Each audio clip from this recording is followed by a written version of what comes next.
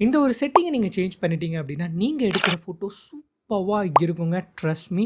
நீங்க ஃபோட்டோஸ் எடுக்கும்போது எப்பவுமே சென்டர்ல வச்சு எடுக்கிறீங்களா? போச்சு போங்க. நீங்க எப்பவுமே சென்டர்ல வச்சு எடுக்காம, நான் சொல்ற இந்த ட்ரிக்க யூஸ் பண்ணி பார்த்தீங்க அப்படின்னா, உங்களோட ஃபோட்டோஸ் நிஜமாவே வேற லெவல்ல இருக்குங்க.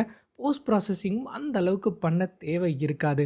ஃபர்ஸ்ட் என்ன நீங்க பண்ணணும் அப்படின்னா, கேமரா செட்டிங்ஸ்குள்ள போயிட்டு கிரிட்ட வந்து ஆன் பண்ணி வச்சுக்கணும். நீங்க இப்ப ஃபோட்டோஸ் எடுக்கும்போது உங்களுக்கு விசிபிளா கிரிட்ஸ் தெரியும். ஃபார் எக்ஸாம்பிள் 3/3 இல்லன்னா 6/6 மோஸ்ட்லி 3/3 தான் விசிபிளா இருக்கும். அந்த கிரிட்ஸ் விசிபிளா இருக்கு அப்படின்னா, அது வேற ஒண்ணுமே கிடையாதுங்க. லைன்ஸ் எல்லாமே எட்ஜஸ் அப்படின்னு சொல்லுவாங்க. அந்த லைன்ஸ் இன்டர்செக்ட் ஆகுது இல்லையா?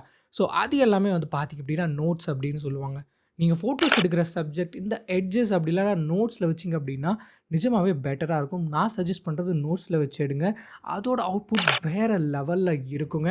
அந்த நோட்ஸ்ல வச்சு எடுக்கும்போது ஷார்ப்னஸும் பார்த்தீங்க அப்படின்னா, மிஸ்ஸே ஆகாது. உங்களோட ஃபோட்டோட டென்ஷன் வந்து சூப்பர்வா கிரியேட் ஆகுங்க. நீங்க அடுத்த வாட்டி எட்ஜஸ் இல்லன்னா நோட்ஸ்ல வச்சு எடுக்கிறீங்க அப்படின்னா, உங்க ஃபோட்டோஸ் எப்படி இருந்தது அப்படின்றத கீழ கமெண்ட் பண்ணுங்க.